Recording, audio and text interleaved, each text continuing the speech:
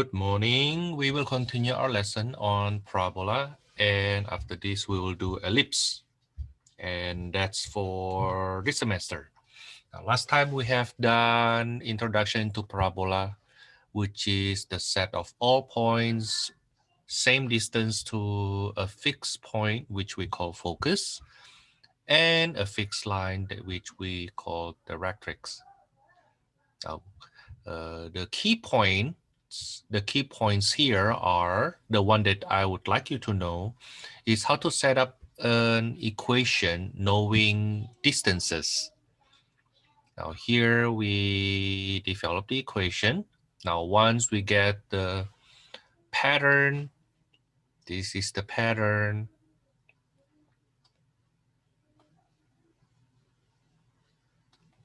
Now then we work on if we are given an equation, can we find the vertex?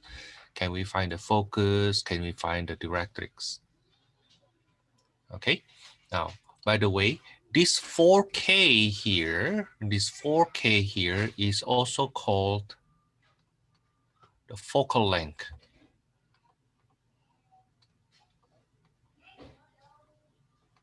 Now, what is focal length? Focal length is the length of the chord through the focus perpendicular to the axis of the parabola. So if this is the axis of the parabola, right? Now then, focal length is the length of this chord. Okay, which is 4 times, this is 4 times K. This focal length.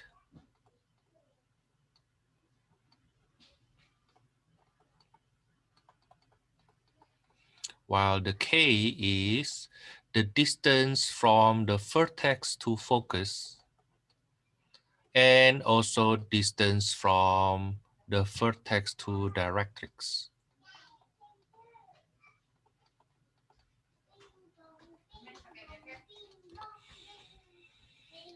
Okay, now last time we have done example 1 and example 2. Both of them have vertex at origin. Now let's do more problems from our textbook. Let's say, for example, I do number 6.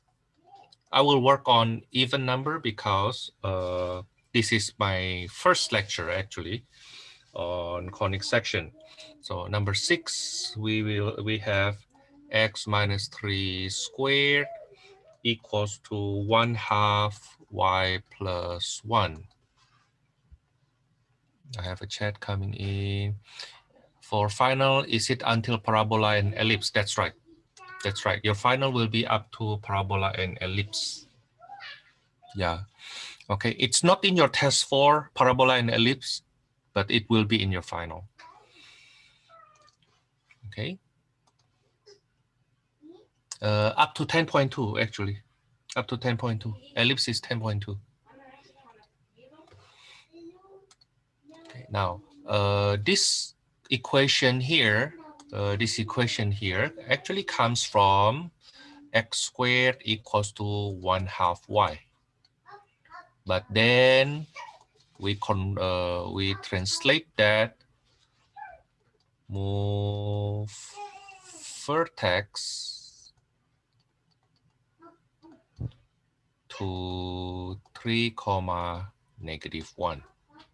Okay, that's how we get this equation. That's how we get that equation. Okay, now then let's see. So the vertex is 3, -1. Okay, the axis, the parabola axis is positive y-axis. In other words, the parabola will open up. Okay, the parabola will open up. How do we know? Well, because the 4K is positive.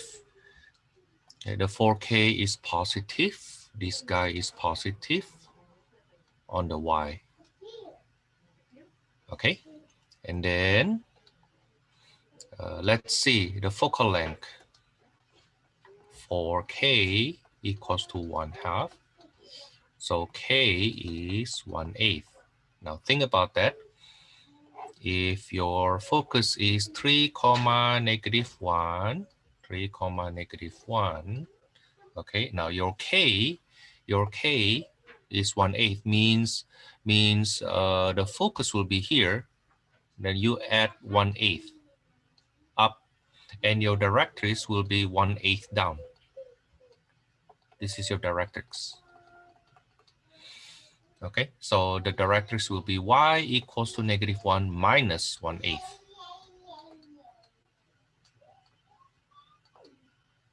Okay, while the focus will be, you add 1/8.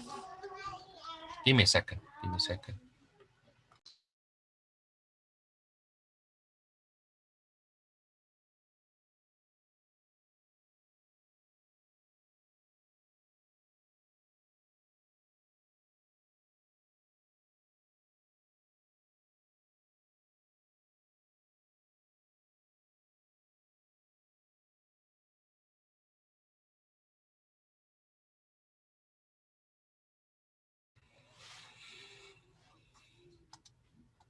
Which will give us 3 comma -7/8.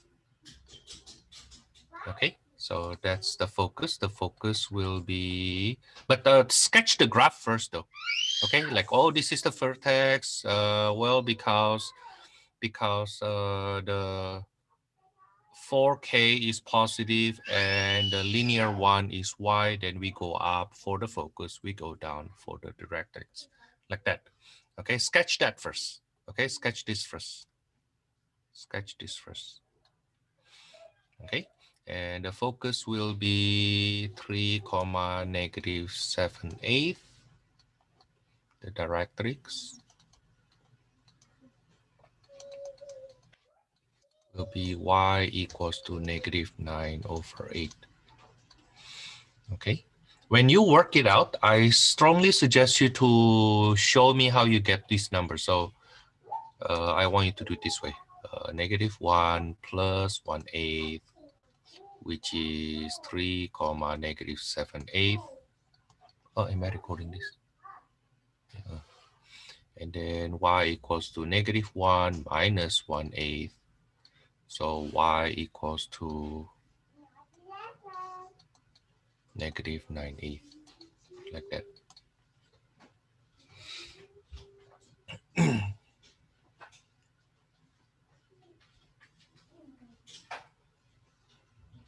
Okay, now let's see number 12.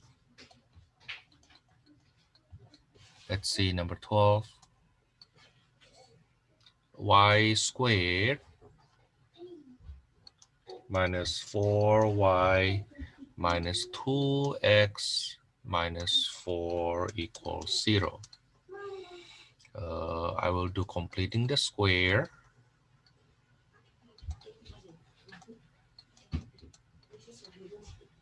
Okay, so I will add 4 on the left hand side.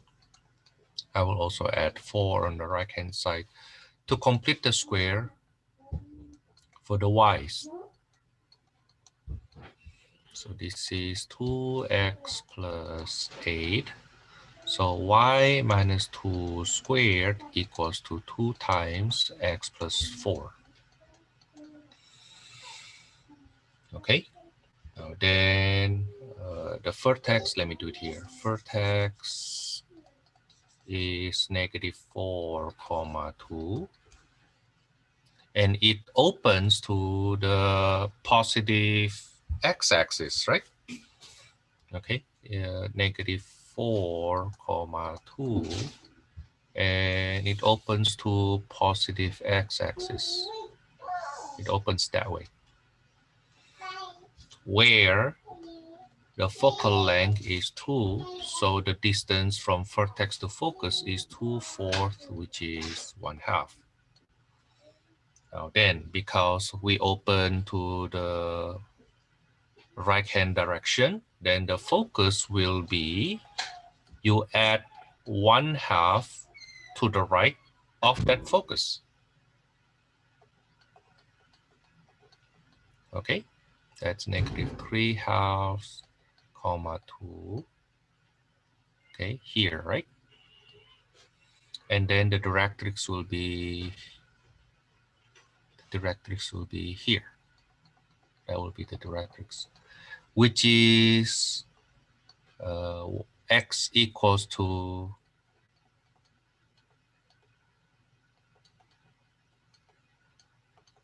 -4 minus 1/2. So x equals to -4 and 1/2. Now, remember directrix is a line, so you need to write it as the equation of a line.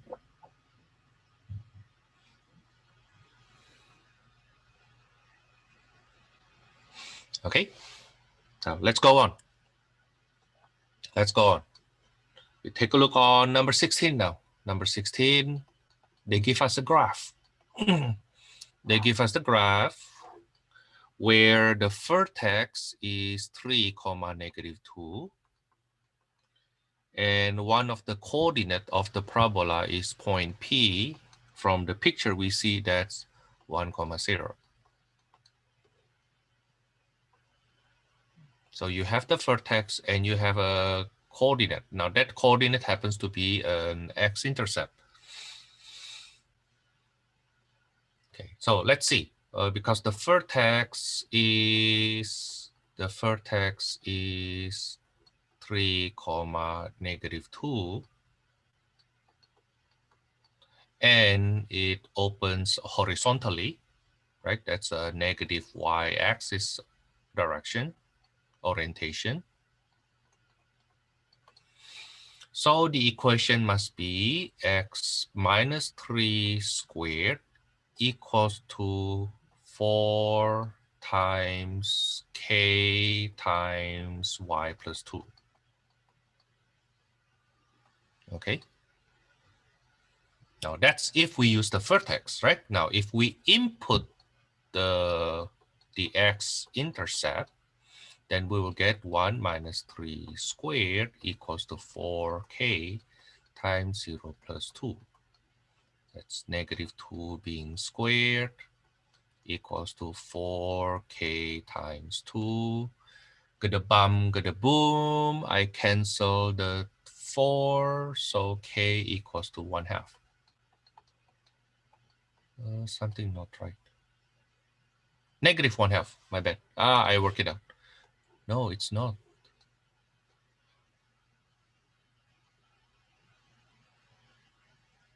Am I putting something wrong?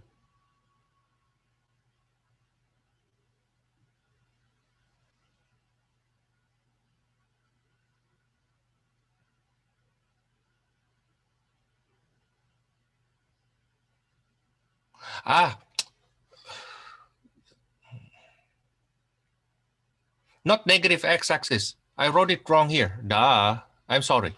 Negative x-axis. Negative x-axis. So it's incorrect here. It's incorrect. It should be y minus 3 being squared and x plus 2 there. That's y minus 3 squared equals to 4k x plus 2. So, and these are wrong number then. I just erased everything. Sorry. It starts from here, right? That's a big mistake. So it will be y plus 2 squared equals to 4k x minus 3. Now, the reason I figured out that I make a mistake earlier because the 4k is supposed to be negative. Yeah, the 4k that I got earlier is supposed to be negative. Now, the 4k I get here is supposed to be negative.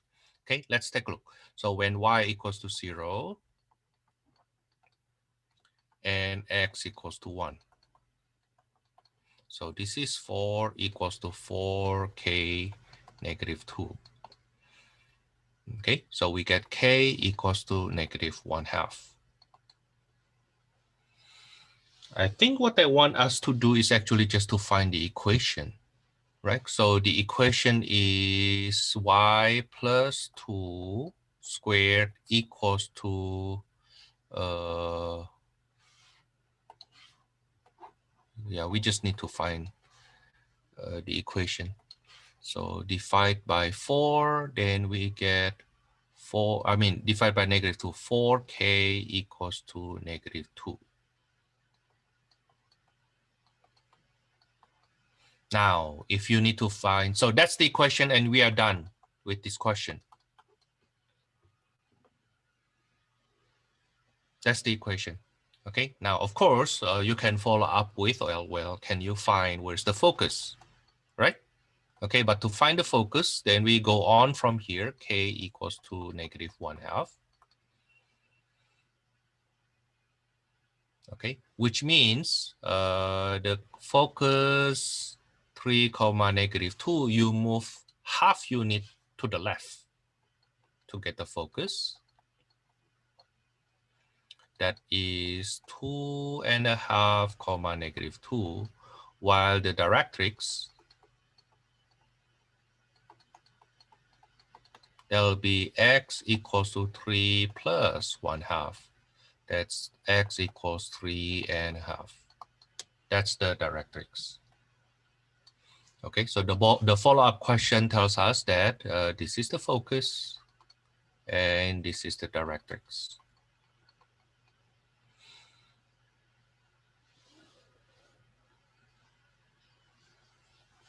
Okay, that's for number 16. Let's do more number 18. I really hope that doing a lot of examples here don't confuse you, but to enforce what we know actually. Okay, from number 18, we have that the directrix is y equals to 4, and the focus is 2, -2. We have that picture there, y equals to 4, and the focus is 2, -2. Okay, now, the vertex must be somewhere in between, right? Now, it must have the same x, so the vertex will have the same x with focus. Okay, but the y must be the midpoint, right? It will be -2 plus 4/2. Now, if you ask me, Thomas, can we just use formula? I don't have any formula for this. I need to visualize that. Okay, I need to visualize that. Okay. I need to visualize that. Then I know, oh, I will be able to find this. Oh, I will be able to find that. You see? Okay. Now then we see also here that this will be the parabola, right? From here we see that the coefficient of y will be negative. So the equation for now is x minus 2 squared equals to 4ky minus 1. Okay, now what is the distance from vertex to focus? The distance is 3. Okay, k equals to 3.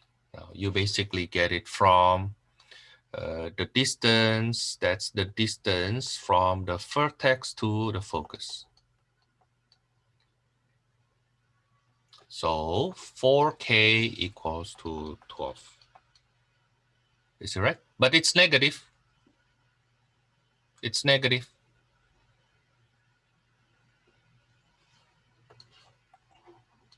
It opens downward.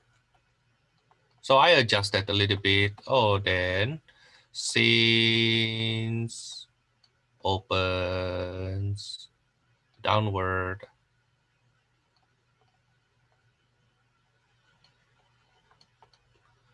then x minus 2 squared equals to -12, y minus 1.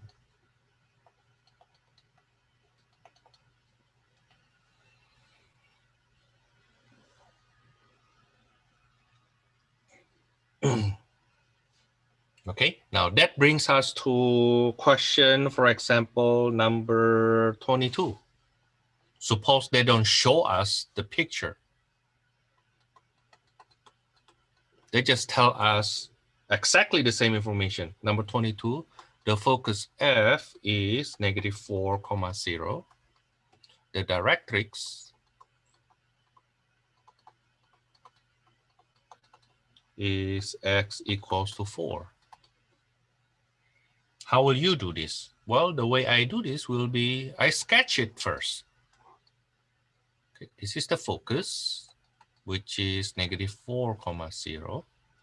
My directrix is x equals to 4.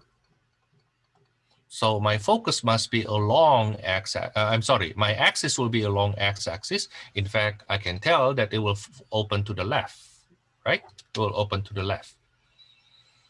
Okay, but I still need to find the vertex first. I need to find the vertex first. How to find the vertex? Well, the vertex must have the same y, right? The vertex must have the same y. The y must be 0. The x must be the midpoint between the x component of the focus and the directrix. Oh, the vertex is 0, 0.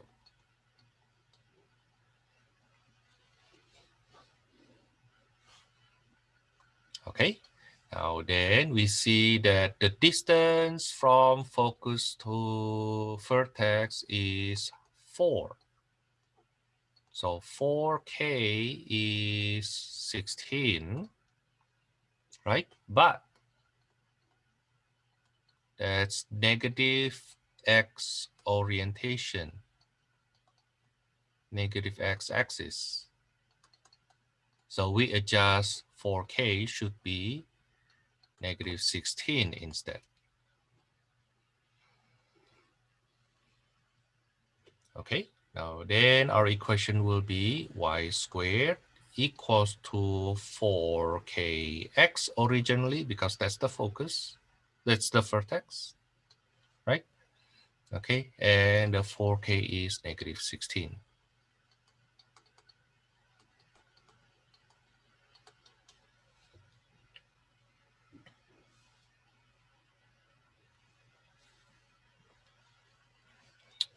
Actually, let me say it this way. Let me say it this way. Yeah, I will just leave it like that. Yeah, I would leave it like that. I will adjust the plus minus of that 4k at the end by looking at the orientation.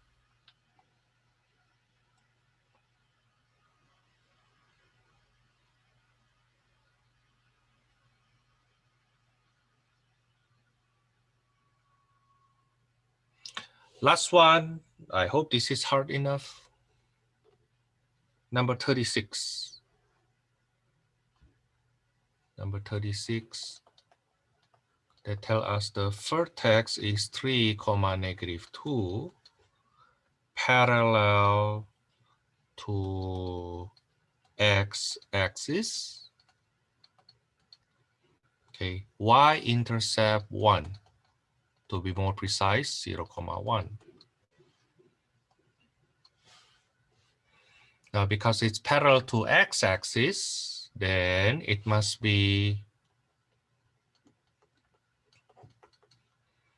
y squared equals to 4kx, right?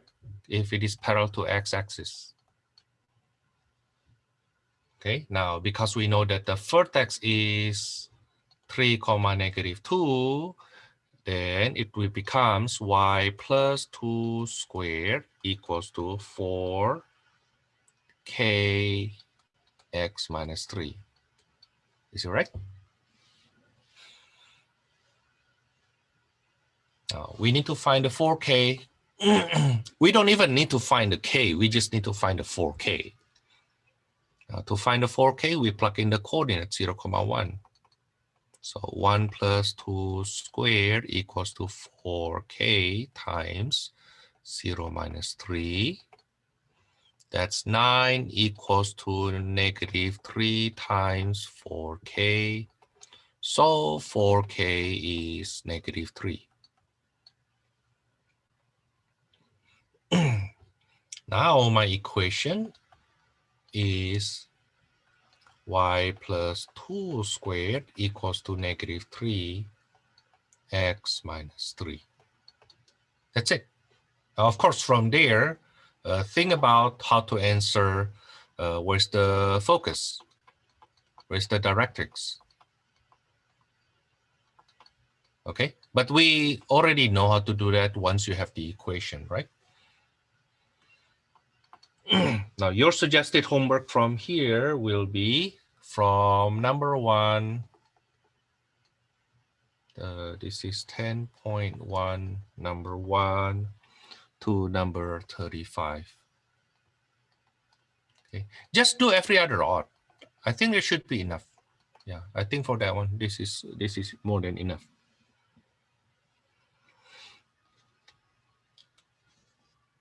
Okay. Now let me go on to 10.2.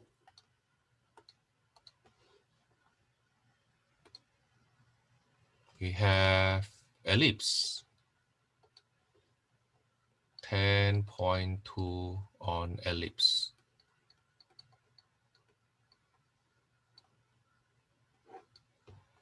Definition. An ellipse is the set of all points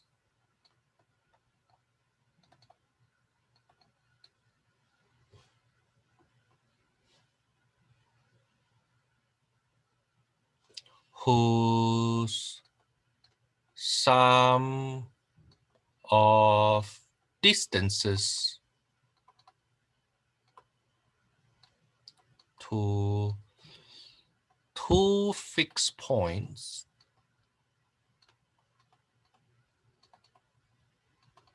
which we call foci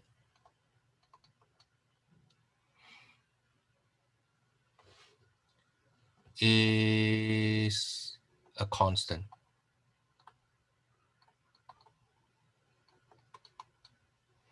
So think of 2 points which we call focus. Okay, the foci is the plural of focus. So you have the first focus here and then the second focus here. Okay, now then an ellipse is basically the set of all points whose distance from a fixed point is constant. Okay, so if you pick a point, let's say if you pick a point here, right? And suppose the distance here, the total distance here, call that D1, D2, D1 and D2. Now, the sum of that D1 and D2 is a constant.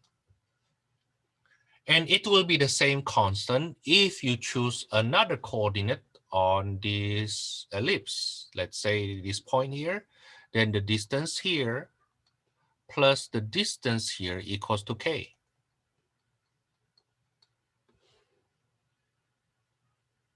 Okay, if you pick a point, let's say here, right?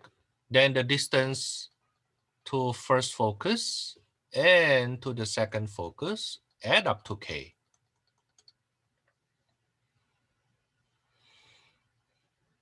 Is it okay? Now that's the definition of ellipse. Now do not underestimate this ellipse though, because this is the second, as I know, this is the second mostly used figure in geometry in our life, basically geometric figures in our life. Why? Let's think about it. Let's think about it. Okay, I wonder if I can delete all these dots here. Not sure if it is doable. Now, let's see the use of this ellipse first. Let's see the use of this ellipse first. Why we learn about ellipse. Here's the thing. Here's the thing. If you think about it, the distance from this point to this point is constant, right? From this point to that point through the ellipse is constant. Even if you go this way, it's constant. Now, imagine the following. Suppose you turn on, suppose somebody from F1, somebody from the first focus actually say something. Somebody from the first focus say something. They say, precalculus, let's say. Okay, then this person's voice will go in every direction. Okay, and will be reflected to the other focus. That's why we call them focus. Okay, from one focus, it will be reflected to the other focus. And the nice thing is, because the distances, the total distance from the first focus to the second focus through the ellipse is constant, then my voice will arrive at that F2 all at the same time, because the distance is the same, right? So my voice will go to that second focus and arrive at the same time due to the fact that my distance to focus 2 through the ellipse is constant. Now, to say it another way, we see the following effect.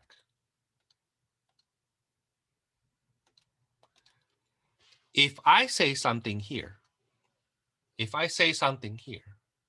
then the person here will hear that the clearest in this region, in this room.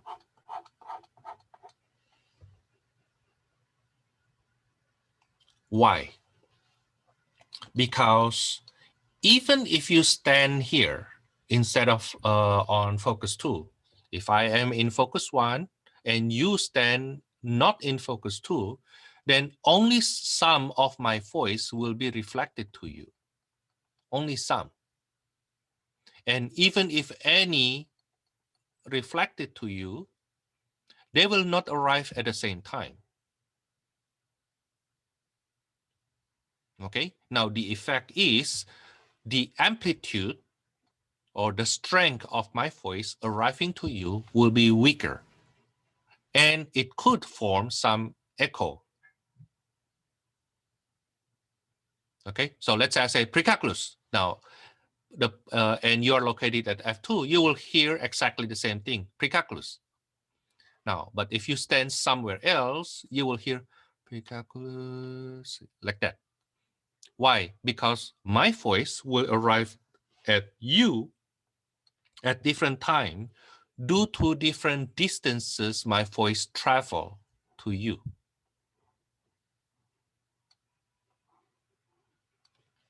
Okay, do two different times. So will you hear something? Yeah, you will hear something, but it will be fading. Okay, instead of precalculus, you will hear precalculus like that. Weak and slightly longer than how I say it. Okay, now this becomes one way, give us the idea of signal processing. How do you make the signal from this point to that point arrive safely and securely, and whoever standing in other places will not hear clearly what I say? Okay, now if you have a chance, try to Google something called whispering hall. Oops, I'm sorry. Google something called whispering hall. Okay, whispering hall, somewhere in United States actually being designed in this way. And in all time, I said before that if you have a speech hall, a hall where somebody gives a speech, then the background tends to be made as a parabola. Why? So that when somebody is speaking here, his or her voice will be reflected parallel to the axis of the parabola. Okay, now, but if you have a debate room, a room where two people debating, then the room will be purposely designed in a way that the stages for two debating parties are actually at the focus of that ellipse.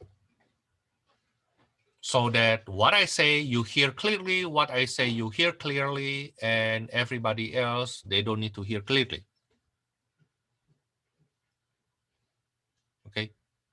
Yeah, that's the idea of an ellipse. Now, what we do in math is to construct or to find the equation of this ellipse.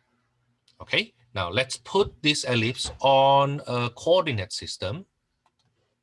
And that coordinate system is the focus are located on x-axis to simplify the situation.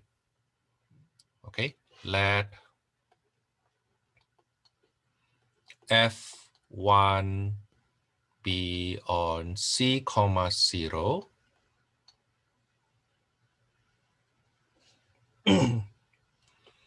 and f2 at negative c comma 0. So this is c comma 0, this is negative c comma 0. And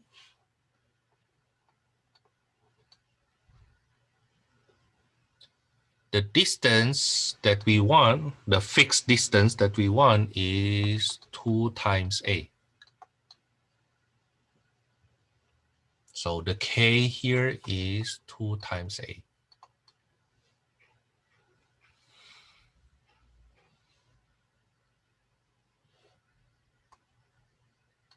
Now pick a point, call that point P on the ellipse, call that coordinate xy. Let P be a point on the ellipse.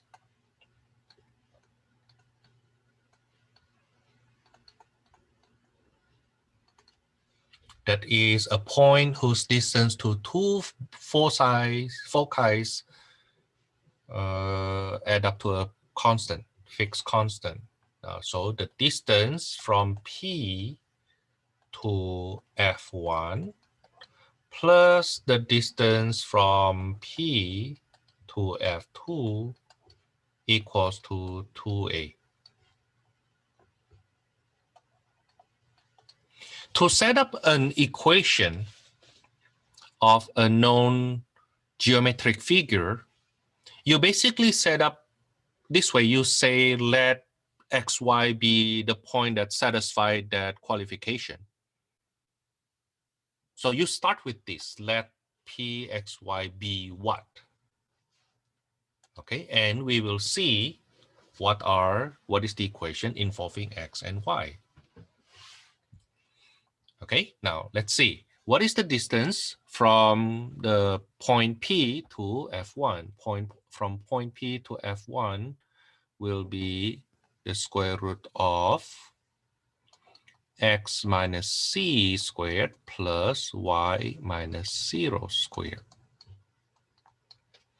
The distance from P to F2 will be the square root of x minus negative c, that's x plus c squared, plus y minus 0 squared.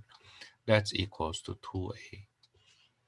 Now let's simplify a little bit. This is square root of x minus c squared plus y squared plus square root of x plus c squared plus y squared equals to 2a.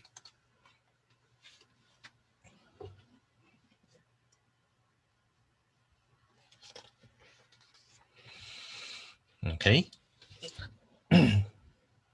Now we have an equation involving square root, the standard procedure is we isolate one of the square root and then square both sides. So let me isolate this one then. So x plus c squared plus y squared under square root equals to 2a minus square root of x minus c squared plus y squared.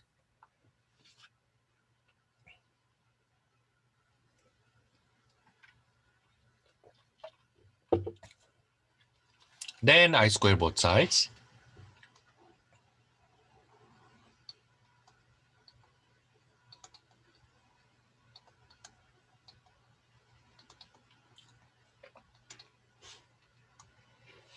We get x plus c squared plus y squared equals to 2a being squared minus 2 times 2a square root of x minus c squared plus y squared plus x plus c squared plus y squared.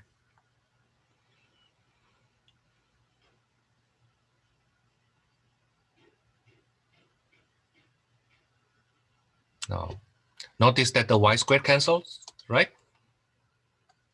It's cancelled. Okay. So I get x squared plus 2cx plus c squared equals to 4a squared minus 4a square root of x minus c squared plus y squared plus x squared minus 2cx plus c squared. The y squared cancel already. In fact, we see further that x squared also cancels.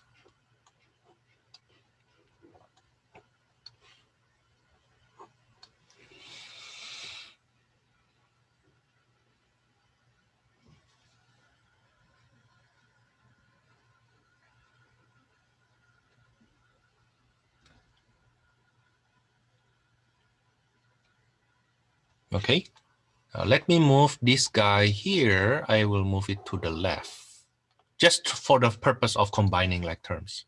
So I get 4cx equals to 4a squared minus 4a square root of x minus c squared plus y squared.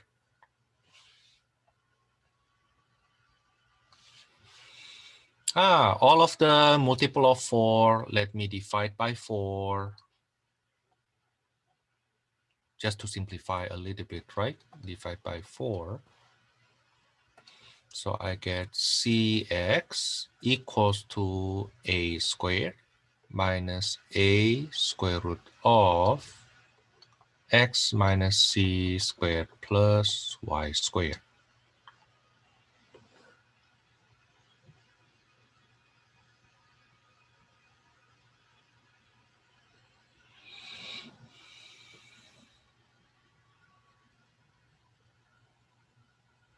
Okay, I will isolate the radical again. So I will have a square root of x minus c being squared plus y squared equals to a squared minus cx. I isolate one of the radical and I will square both sides again.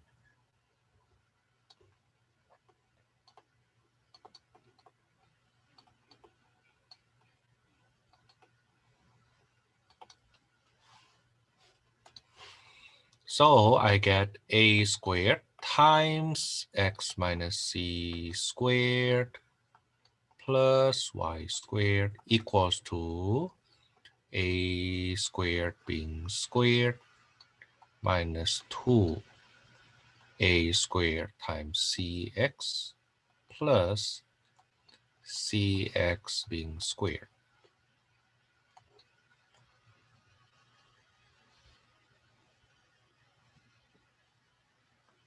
Yeah, you will see something cancels again.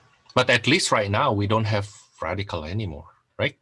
Okay, this is a squared times x squared minus 2cx plus c squared plus y squared equals to a to the fourth minus 2a squared cx plus cx squared.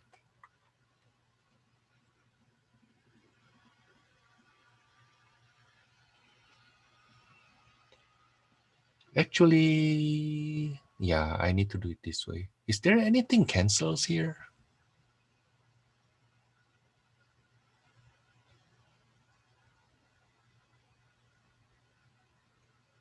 Nothing, huh? Okay, then c squared x squared. C squared x squared.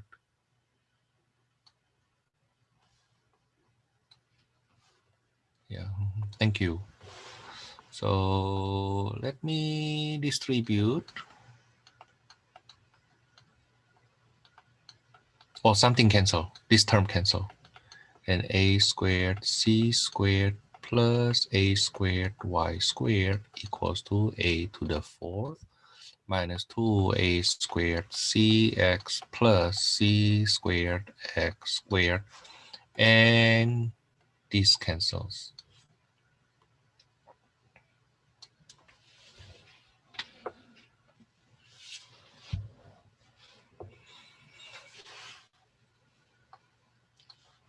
Okay, so let me write it out nicely right now before I start moving things around again.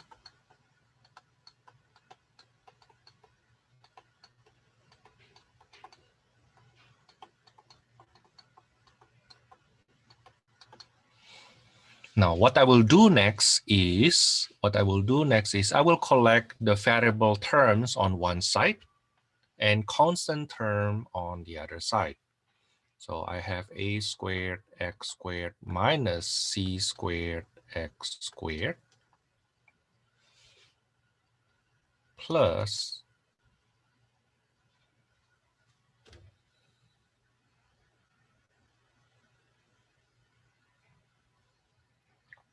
a squared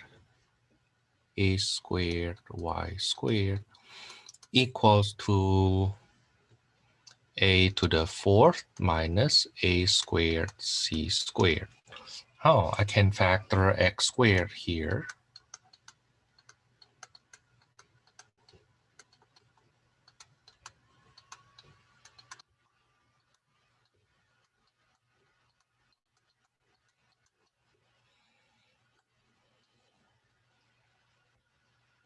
And if we suppose a squared minus c squared equals to b squared, then we will get b squared x squared plus a squared y squared equals to a squared b squared.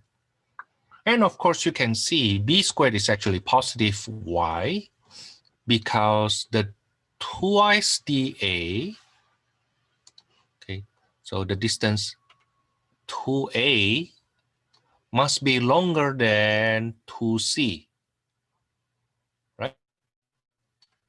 Okay, does it make sense?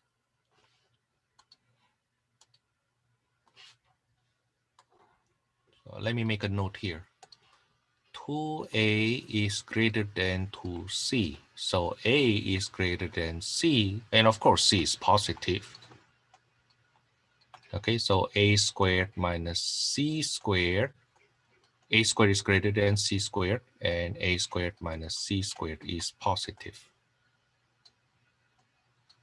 Okay, b squared therefore is positive.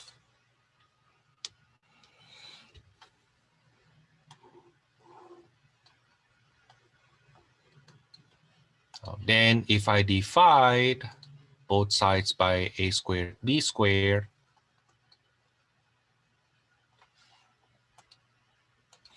divided by a squared b squared.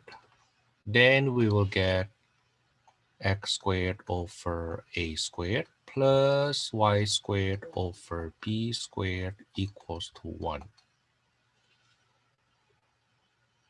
Where a squared plus b squared equals to, I'm sorry, a squared minus b squared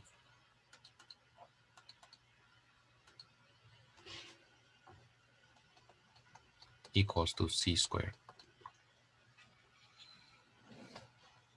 Now from here we see the following. From here we see the following.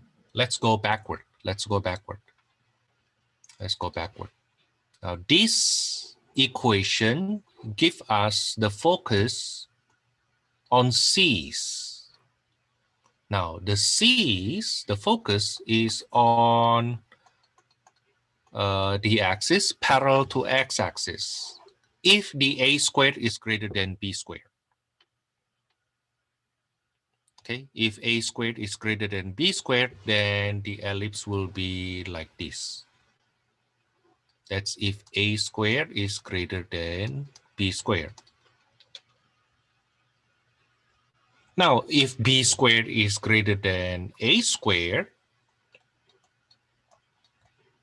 and then you will see the ellipse is actually parallel to, the axis of the ellipse will be parallel to y-axis.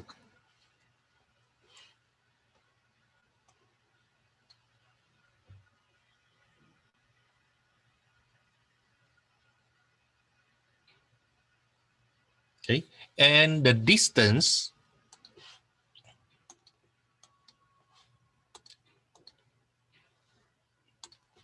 that's a good question. What happens if a equals to b?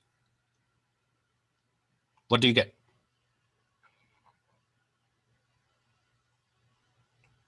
No idea? Yes, that's a circle. Yeah. Let's take a look. If a equals to b, then it will have a squared and a squared, right? If you multiply both sides by a squared, then you get a circle.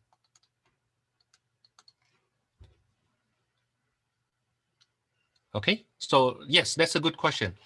We can say a circle is actually a special case of an ellipse. A circle is a special case of an ellipse. In fact, I want to teach you this way, that originally you can see ellipse as the following. Originally, imagine you have a unit circle. Imagine if you have a unit circle. Now, and then an ellipse, a circle, unit circle radius 1, right? Now, units, other circle is basically if you have this circle, you extend it, you stretch that by the same factors horizontally and vertically. Then you'll get a circle with radius a. If you stretch them with the same coefficient. Now, what happens if you stretch horizontally and vertically with different coefficients? Then you will get an ellipse. Okay, more things to say once you get to calculus 3. Well, I should say even calculus 2, you can start to understand this already. For example, one of the big question is, how do we find the area of an ellipse? How do we find the area of an ellipse? Let's go back. Let's go back. How do we find the area of a circle? Well, the area of unit circle is pi r squared, right? Just pi. Now, how about the area of a circle with radius a? Well, pi multiplied by a because you stretch that horizontally, multiplied by another a because you stretch that vertically by a, then pi a squared. Now, what happens if you have an ellipse instead? Then the area will be pi times a because you stretch that horizontally by a factor of a, times b because you stretch that vertically by b. That's the area of an ellipse. Okay, But that's an information that you don't need right now. Yeah, it's a good common knowledge. Okay, that's a good common knowledge. But yes, if A equals to B, then you will get a circle. Okay, remember C is the distance. If we go back, C is the distance from the center to the focus, right? That's C. This is C as a center, and C as the distance from the center to the focus. Now, but at the same time, we see that A squared minus B squared equals to C squared. If A equals to B,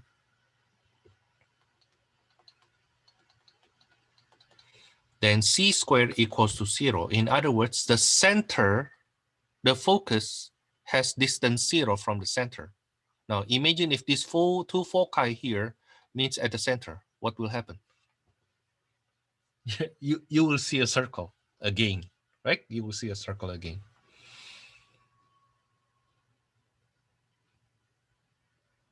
Okay, so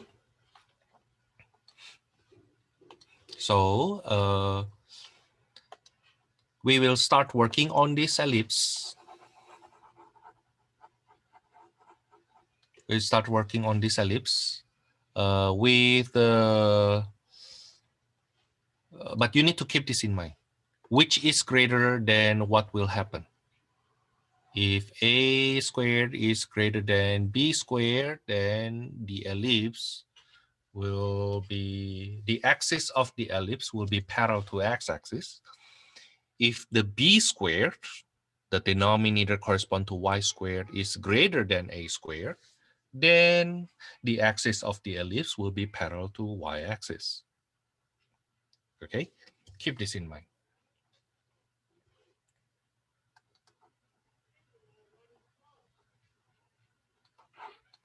Okay, I will do one simple problem just to make you feel it, and then I will take a break. Okay, suppose for example, I have x squared over 5 squared plus y squared over 4 squared equals to 1. We want to sketch that. Okay, we want to sketch that. So from there, we see the center, of course, is 0, 0. Okay, the center is 0, 0. The x-intercepts will be 5, 0, and negative 5 zeros.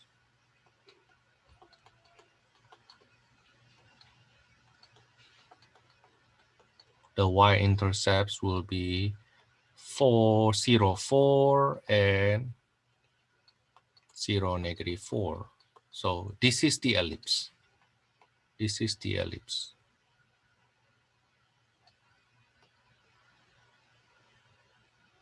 Okay, that's the ellipse.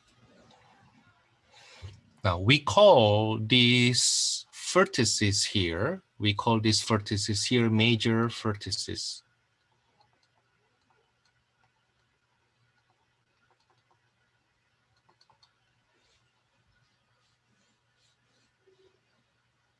That's 5, 0, negative 5, 0.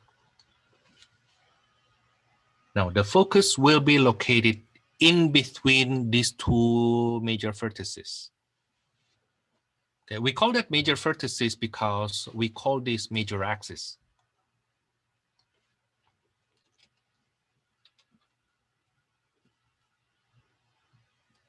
Okay, and we call this minor axis. The longer axis, the shorter axis. That corresponds also to the major vertices and minor vertices. Minor vertices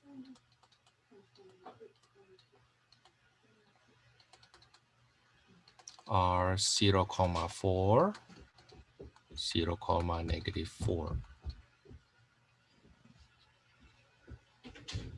Okay, now then Because 5 squared is greater than 4 squared, 5 squared minus 4 squared equals our c squared. Okay, and you can see that c squared equals to 9, which is 3 squared.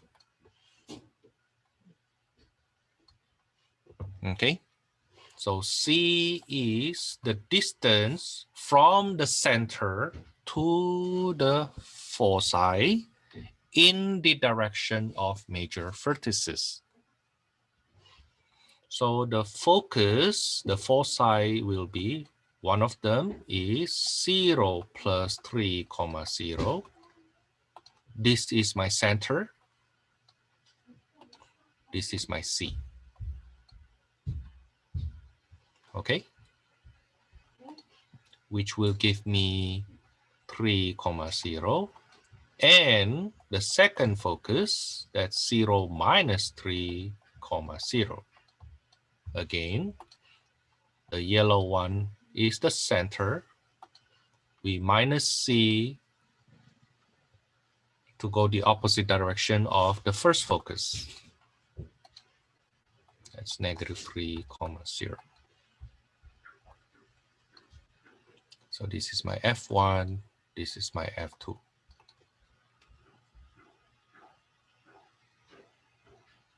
Okay, now let's take a break for 10 minutes. We come back at 9, maybe 9:15. Yeah, we come back at 9:15.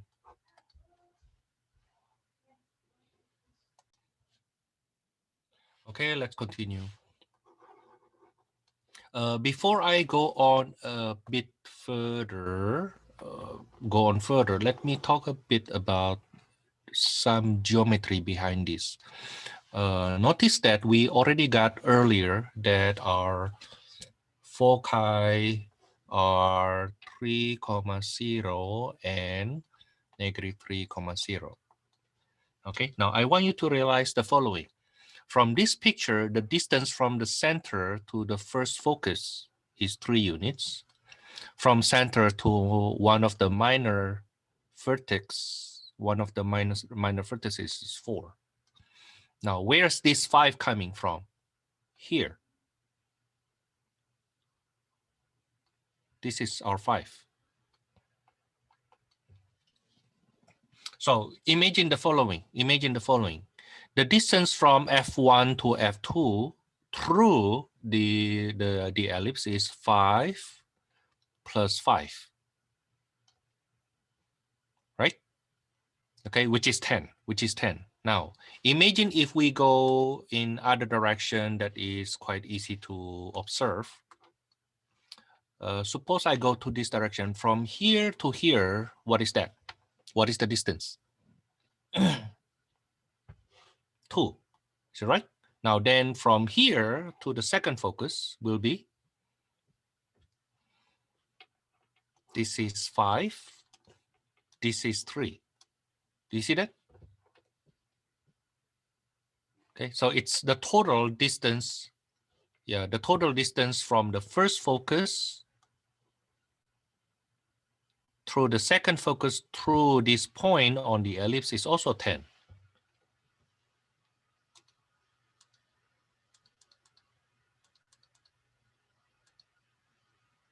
Right? If I start from here going to the other major vertex, that's 8, and then plus 2, right? Still 10. Still 10.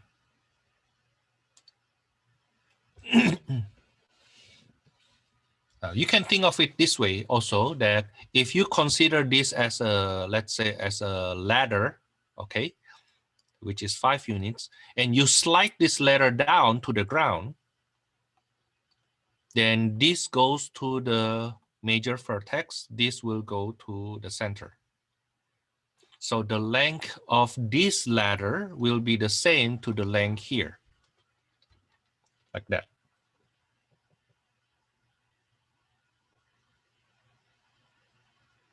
Okay, now I understand that you're supposed to have learned about parabola, ellipse, even hyperbola in algebra 2, but maybe not this deep. Okay, and even what I'm doing here is actually not deep enough because I don't talk about eccentricity. Okay, but at least you know the geometry and how those numbers related in our ellipse. Okay, now let's go on with the next question, the next example. Suppose I have, for example, let's see.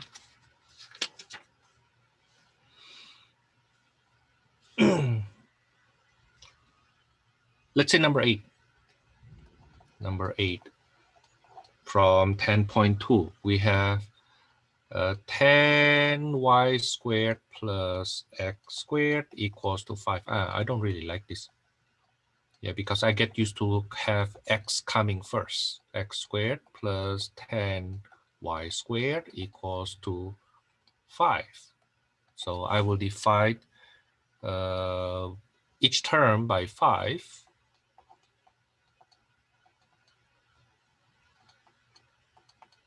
Basically, the constant on the other side of the equation has to be 1. Okay, now I will rewrite this as x squared over square root of 5 being squared plus y squared over 1 over square root of 2 being squared equals to 1.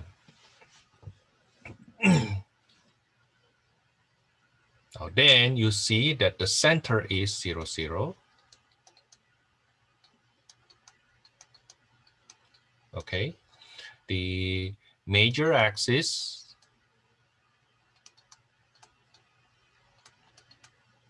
is parallel to x-axis because the denominator of x squared is greater than the denominator of y squared.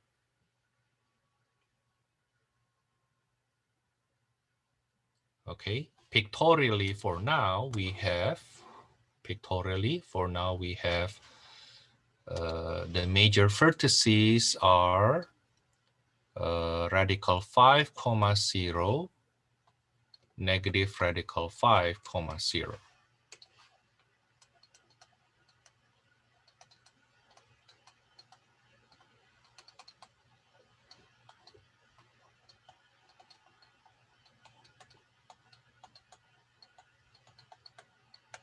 Minor vertices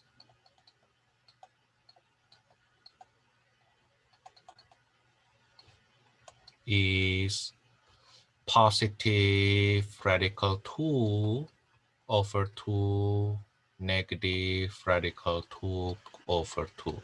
To be more precise, 0, radical 2 over 2, 0, negative radical 2 over 2.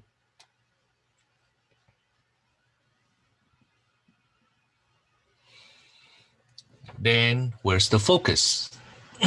Now the focus, of course, will be along the x-axis, right? The focus will be along x-axis, somewhere here, let's say.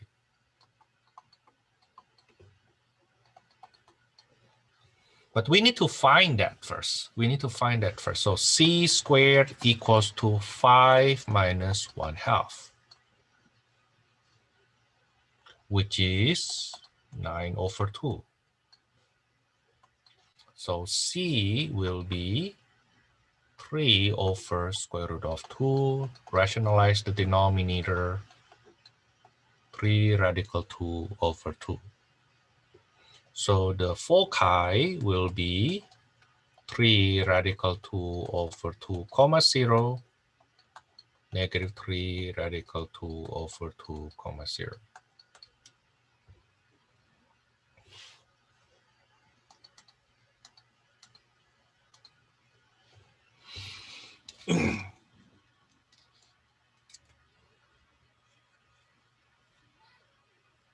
Okay, now let's do number 10. And after that, we go on further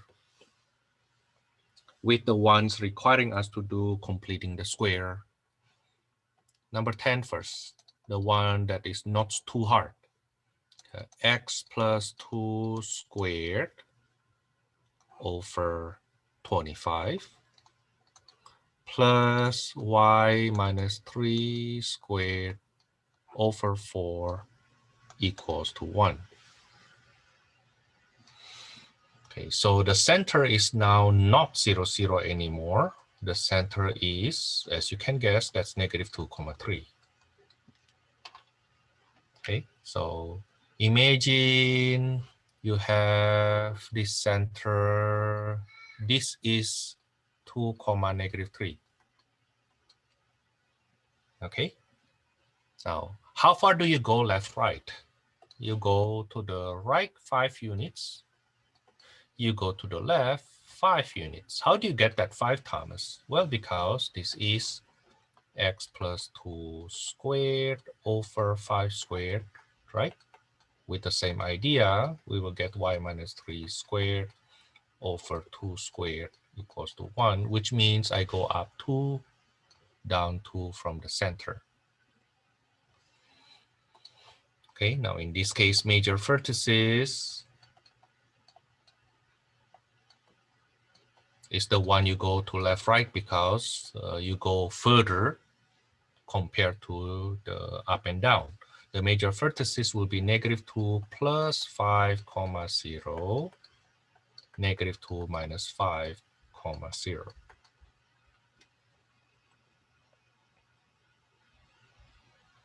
I'm sorry, not 0, 3. 3. Where the negative 2, 3 is the center. Okay, and then the 5, the plus minus 5 is how far you go to the right. That's why you add and subtract that from the x component. The minor vertices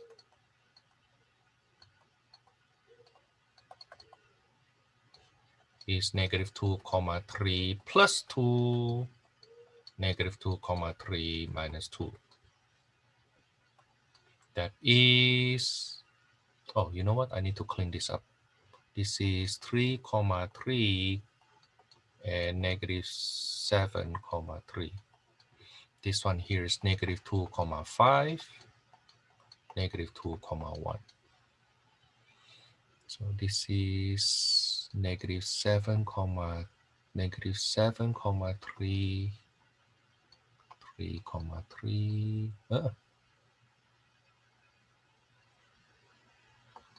What did I do?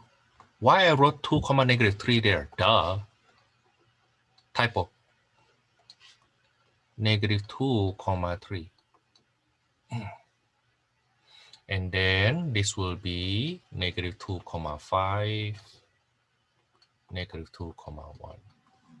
Okay, this is our ellipse.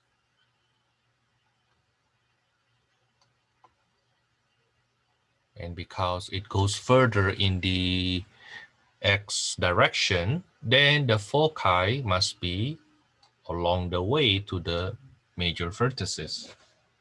I mean, it must be along the way on the major vertices, but in this case, it will be going to in the x direction.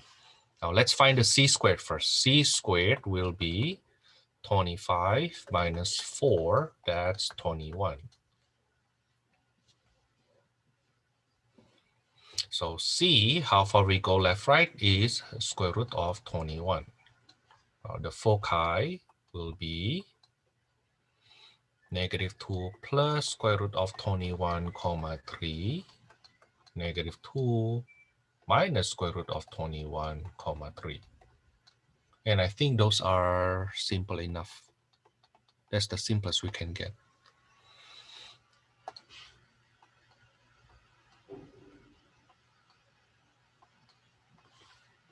Those are the simplest we can get. This is focus 1. This is focus 2.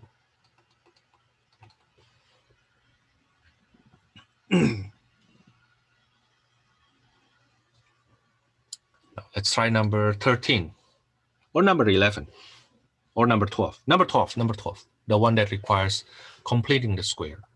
Notice that we are working from the equation so far. Later on, we go backward. Suppose we have, we are given the graph of an ellipse or some characteristic of an ellipse can we find the equation. So we go backward. Now we will complete the square first. X squared plus 2x. Give some space plus 2y squared minus 20y equals to negative 43. Okay, now then let me factor the 2 from the y squared and y.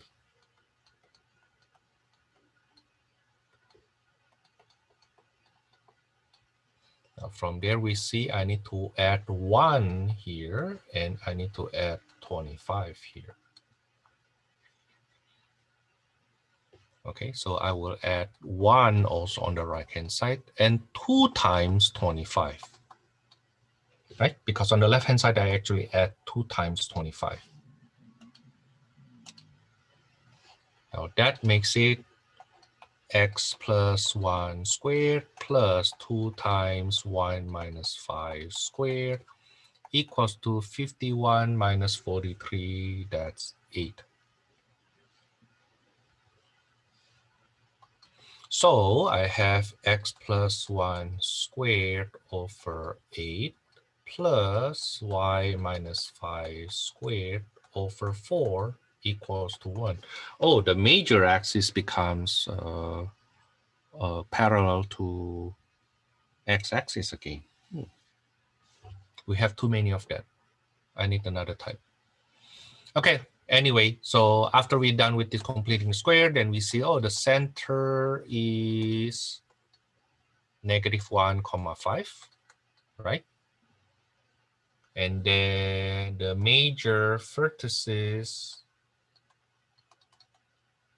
is from that center, you add and subtract the A,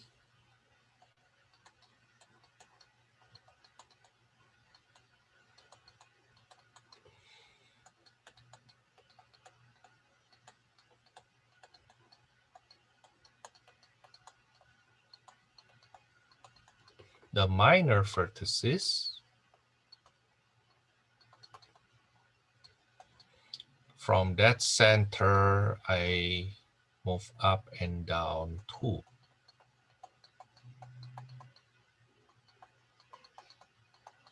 Yeah, from 2 squared. That's how we get that 4, right? Simplify, that's negative 1, 7, negative 1, 3. Okay, pictorially, if this is negative 1, 5, I go to the right radical 8 and go to the left radical 8.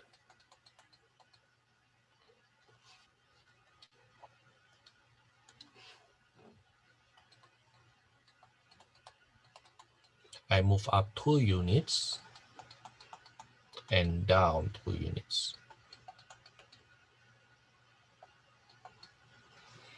This is the ellipse.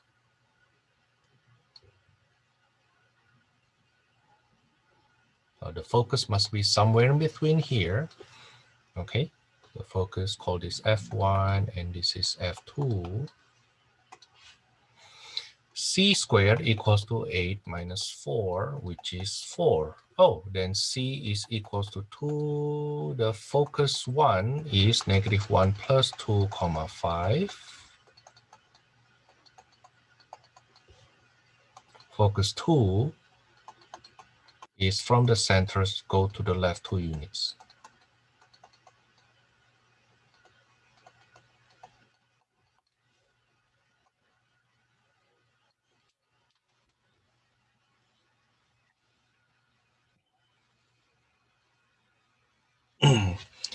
Okay, that's for number 12. Number 18, we go backward now. We are given the graph of an ellipse. In fact, they tell us this. You know what? Let me make it larger. Let's say that's the ellipse. okay? But then the top and the bottom are 1, 2 and 1, -6. The left right vertices 3, -2, -1, -2. Now, how do we find the center? Notice that the center always the midpoint of the minor vertices, which must also be the midpoint of the major vertices. In this case, the major vertices clearly parallel to y-axis. So the center, let's find the center first. The center is the midpoint. Now you can choose getting the midpoint of the major vertices or the minor vertices. You can see clearly the x component here must be 1, right? And the y component here must be -2. Don't you think so? Okay, visually, right? Okay, but algebraically, then it will be 1 plus 1 over 2, comma 2 minus 6 over 2. I use the vertices, the major vertices, the midpoint of major vertices. So we confirm our instinct that the center must be 1, -2, right? Now then, notice that the the distance in the horizontal direction is 2. So a squared is 4. The distance in vertical direction is 4. So b squared equals to 16. So what is the equation of this ellipse? The equation of this ellipse will be x minus 1 squared over 4 plus y plus 2 squared over 16 equals to 1.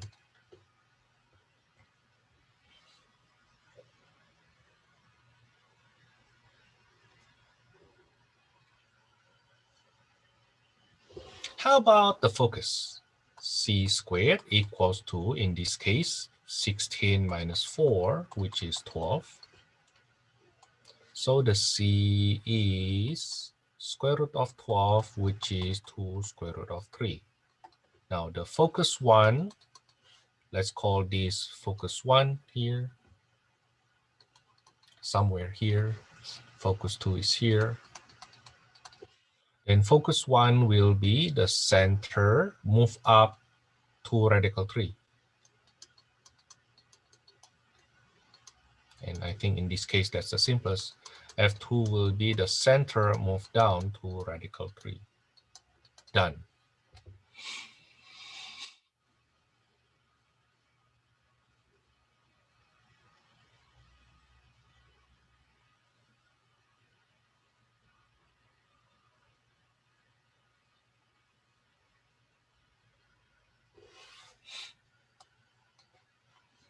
Okay, let's go on.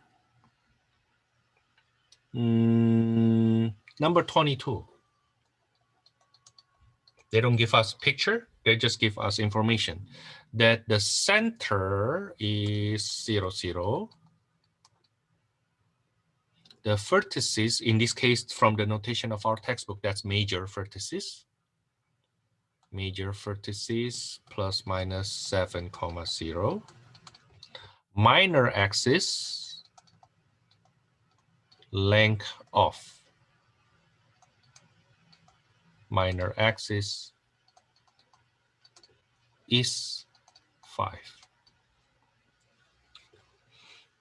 So approximately this is the situation. This is the center, 0, 0, major vertices 7, 0, negative 7, 0. Now the length of minor axis is 5. So The length here is 5. The length there is 5. Now, because of that, the B must be 5 over 2. Is it right?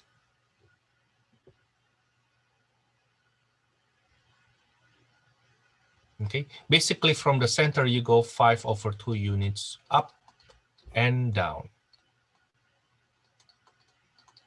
But that's easy though, because the center is 0, 0, then the minor vertices must be 0, 5 half, 0, negative 5 half, which actually we don't need. Why? Because what we need is the equation. That's what they want. Find the equation of this ellipse. Right? But we already know our B, right? We already know our B. So the equation will be x squared over 7 squared plus y squared over 5 half squared. And cleaned up, that will be x squared over 49 plus 4y squared over 25 equals to 1. That's simple.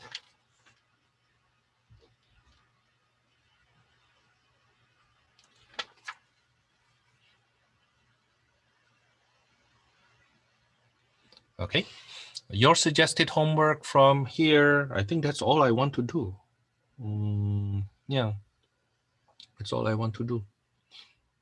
Your suggested homework from here,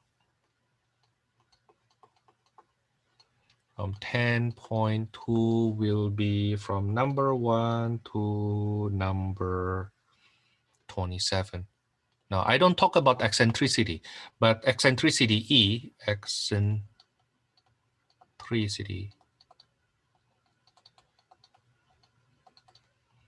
that's how you call, what you call that, how flat maybe, how flat is the, how round, yes, I should say how round, the roundedness of an ellipse. That's eccentricity E is the ratio of C over A, the distance of the focus to the center compared to the distance of the major vertices to the center.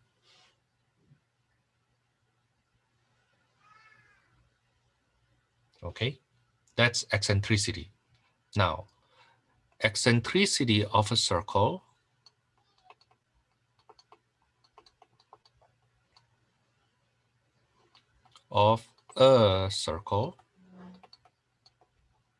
is 0. Why? Because the C is 0.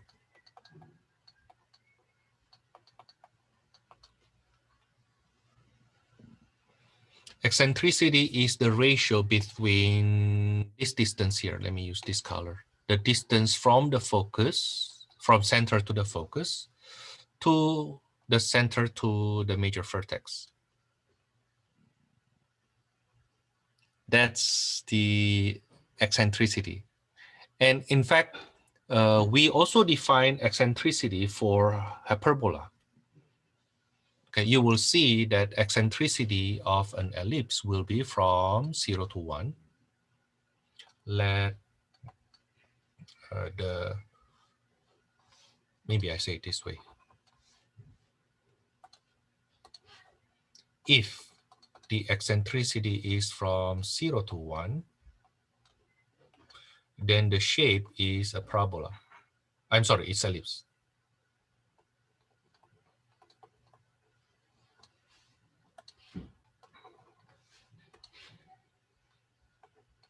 If the eccentricity is greater than 1,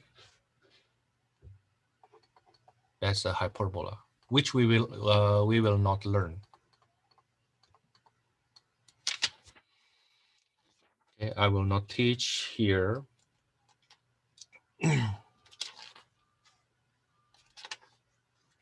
strangely, our textbook don't talk about eccentricity for hyperbola, which in my opinion, they're supposed to talk about it there. Yeah. Anyway, that's basically the last topic that I would like you to know for your final. Your final will cover everything I did from the first day of class until that ellipse. Now, some extra stuff. You don't need to know this, but I need to tell you what I'm missing in my class. Okay, that it will be nice if you know. Okay, it will be nice if you know. But I know that if whatever I teach you so far, you can survive in your calculus 1 already. Okay. But what are the important materials that I don't go over, which I would like to go over if I have more time? Okay, I would like to go over 9.4, math induction.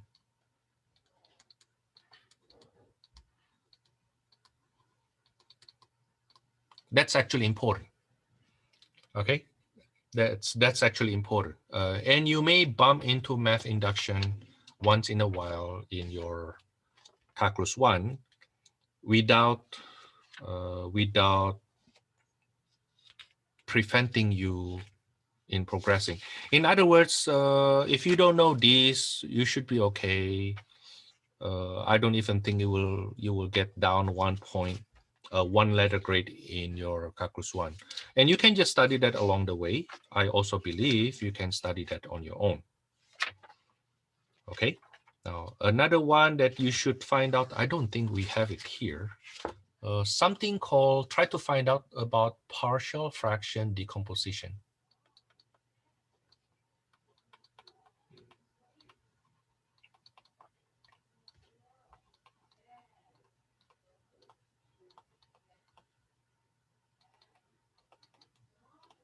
Yeah, but I'm not sure if it is in our textbook. It is in my West LA College textbook. And that's important for your actually your calculus 2. Yeah, that's important. Oh, it's in 810, section 810.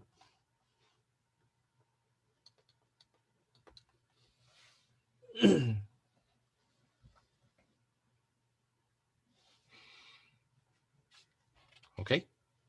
What else?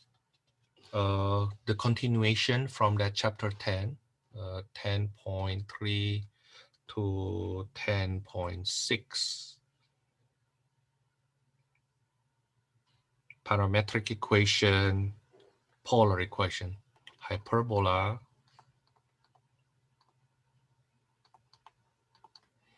parametric equation,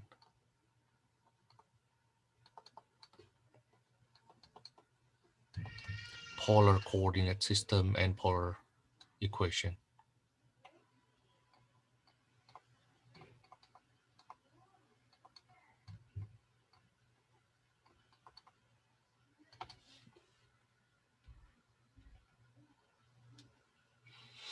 Okay, but these are the last 2 topics here. You will encounter those in calculus 2. Along the way, between now and then, try to find out some time to study those. It's not too hard. It's not too hard. It's more about getting used to it. Okay, it's about getting used to it. Okay, partial fraction decomposition also is just like there are 4 cases you will see, and it's just doing some work. The reason I don't go over this right now, which it's supposed to be in our curriculum, right? I don't go over this right now because of the following. When you encounter this in your calculus 2, they will give you your calculus 2, and I hope your instructor also will give you some time to actually study. In our calculus 2 text, in our textbook, there will be a section purposely for you to learn about parametric equation, which is a review supposed to be, but the calculus textbook we use will treat that quite like it will go quite detailed. Like they don't assume you remember too much. Okay, The same thing when it treats it treats polar coordinate system. Now, partial fraction decomposition, it will also do the same thing. Okay, math induction is something that I really don't have a chance to go over, and it takes a long time. It takes quite a long time to actually go over that. You see? So, but other than that, I think I cover everything from this textbook. Of course, there's something called probability, permutation, combination. You can learn that on your own later, and they're easy. Okay, system of equation, system of linear equation. I have taught you those implicitly. Okay, algebra of matrix, inverse of matrix. I don't teach you at all, but you actually don't need them in your calculus unless you go to linear algebra, which sounds easy, linear and algebra, but it's actually quite hard. But you don't need it right away for calculus 1. Okay, now the one, if you have a chance to study on your own, maybe in the summer or in the winter, before you get to calculus 2, study this on your own, the one I put braces on. Okay, now if you are taking calculus 1 in this summer, I strongly recommend you to study, to have a lot of time to study. Okay, you may already have the foundation from me, but calculus 1 also requires you to practice. Okay, you still need to get used to it though. Okay, it's a new way of looking at math, and what I have done so far is providing you a foundation to think that way, but you still need to go through the journey with your calculus 1 teacher. Okay, yeah, so the only part that I'm missing that I really wish I have time to go over is going through the math induction. Okay, this is where I will stop for this semester. Okay, let me show you what will happen for you. For you, you will have your test 4 this Thursday. And then your final will be 5 days from now, on Tuesday next week. So this Thursday, you have test 4. Okay. And you have your final on Thursday. Okay. Now, I will post the solution for your test 4 after Monday, Wednesday class had the test 4. So their test 4 on Monday next week is from 9 to 12, right? So after 12 o'clock on Monday, then I will post the solution for your test 4. Okay. And then I will not post your final, the solution for your final. And the way we run the final will be the same, except that the time for you is not that much different. Your final on it's next week. Instead of from 8 o'clock to 10:20, 10:30 as usual, your final will be from 8 o'clock to 11 o'clock. Now, even though you have 3 hours final, I will write my final as something you can finish in 2 hours. Okay, so don't worry about time. Okay, don't worry about time. And I cannot give you extra time. That's the thing. Okay, even if I want to give you extra time, I cannot. Why? Because you have only half an hour, as I think. Half an hour, maybe just 15 minutes between my final to another final if you have another class. Okay. And for Monday, Wednesday class, if you happen to watch this lesson, which I expect, then please be aware that your test 4 will be Monday next week. Okay, on June the 7th. And your final will be on the Monday after that. So usually Monday, Wednesday class get your tests 1, 2, 3 first before Tuesday, Thursday class, right? Now this time, your final, you tend to be more relaxed. Tuesday, Thursday class, on the other hand, tend to be more tight. Okay, see you then in the test 4 and your final.